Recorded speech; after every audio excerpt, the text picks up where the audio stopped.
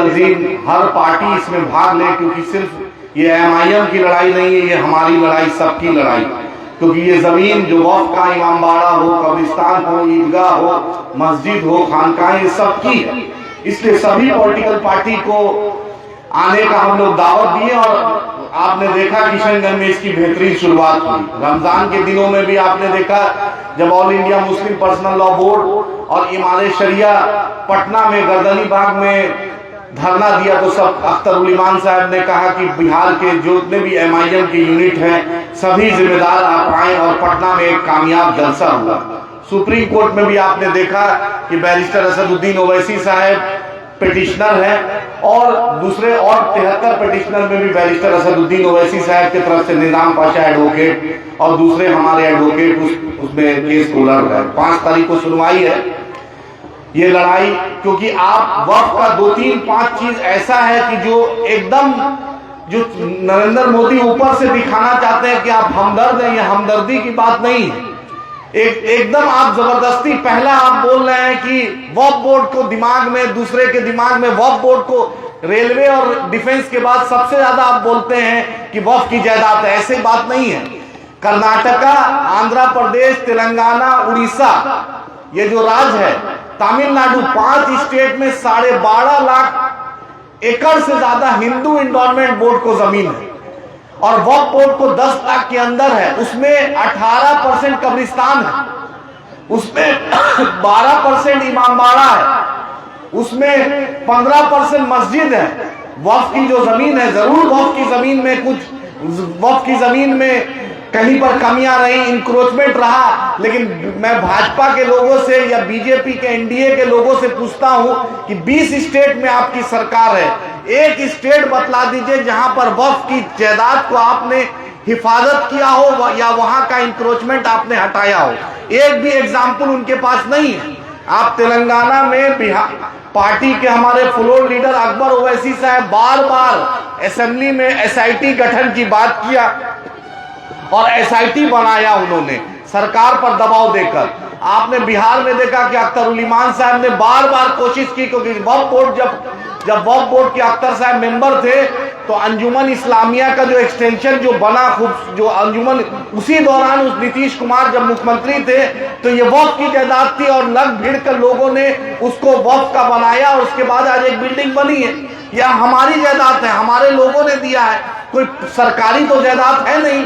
तो ये बार बार गैर मुस्लिमों के बीच ये अफवाह फैलाया जाता है कि वक्फ बोर्ड को शरीयत कोर्ट है। मेरे फादर वक्फ बोर्ड के चीफ एग्जीक्यूटिव ऑफिसर रहे, बिहार सरकार के अधीनस्थ है वो आदमी। एक एक स्टाफ, एक एक पदाधिकारी, एक एक प्यून से लेकर जो ऑफिसर है वो वक्फ बोर्ड का सरकार के नियम के तहत होता है। और बार बार ट्रिब्यूनल पे आप क्वेश्चन उठाते हैं। इस देश में 14 ट्रिब्यूनल है, मोटर व्हीकल ट्रिब्यूनल है, रेलवे ट्रिब्यूनल है, दूसरा भी ट्रिब्यूनल है, उसी तरह वक्फ बोर्ड ट्रिब्यूनल है। जो वक्फ बोर्ड का ट्रिब्यूनल का चेयरमैन बनता है वो चीफ जस्टिस बनाते हैं स्टेट का, उसको आप हटा रहे हैं। तफसील से अख्तर साहब आपको बताएंगे।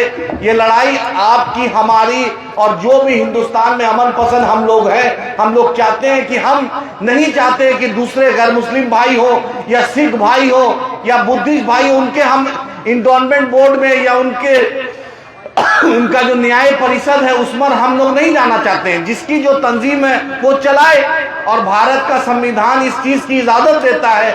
नरेंद्र मोदी हम लोग को इसी चीज में फंसा कर रखना चाहते हैं। और जिस नीतीश कुमार पर बिहार के लोगों ने भरोसा किया, नीतीश जी को झोली भर भर कर 2005 से लेकर 2025 तक मुख्यमंत्री बनाया, नीतीश जी ने भी हमारे साथ हमारे पीठ में खंजर घोंपा। अब जदयू लगता ही नहीं है कि वो जदयू है, लगता है भाजपा में विलय करने वाली एक ऐसी पार्टी है जो बस पैदान में खड़ी है, भाजपा में विलय करने जा रही है। आपने देखा नीतीश कुमार ने आश्वासन दिया था, लेकिन आश्वासन भी हुआ। हमें अफ्तार पार्टी और मुशायरा से नहीं, हमें अपना इंसाफ चाहिए, हमें हक चाहिए, हमें अपने जो इलाके में जो सहूलत है वो चाहिए। आप ही देखें कि अख्तर उल ईमान साहब ने AMU किशनगंज के लिए सबसे बड़ी आजादी के बाद सीमांचल में जो तहरीक लगी, उसके बाद लगातार एक सीमांचल को एक आवाज मिली, और आज बिहार में वो आवाज भागलपुर हो, मुंगेर हो या छपरा, सिवान, गोपालगंज, शिवहर और चंपारण तक MIM की वो आवाज अख्तर उल ईमान साहब के क़यादत में पहुंची। आपसे यही गुजारिश है कि 9 बजे शाम से लेकर 9 बजे, आज रात 9 बजे से लेकर 9:15 तक all India Muslim personal law board ने और MIM के साथ जितनी भी मिली तंजीम है, सब ने अपील की है कि अपने घर की बत्ती को ऑफ कीजिए, ताकि एक मैसेज जाए, सरकार को लगे कि आवाम में एक प्रोटेस्ट है, एक बेदारी है। आज ही का दिन है, 9 तारीख 9 बजे से लेकर 9:15 तक इस गुजारिश को आप मानिए और इस तहरीक को और मजबूत कीजिए। दुआ कीजिए कि 5 तारीख को सुप्रीम कोर्ट में हमें इंसाफ मिले और सरकार को एहसास हो कि ये वक्फ बोर्ड बिल जो एक्ट तानाशाह सरकार लाना चाहती है, इसको सुप्रीम कोर्ट स्ट्रक डाउन करे और हमारी जमीन, हमारी मस्जिद, हमारी इमामबाड़ा, हमारी खानका की हिफाजत हो। बहुत बहुत शुक्रिया।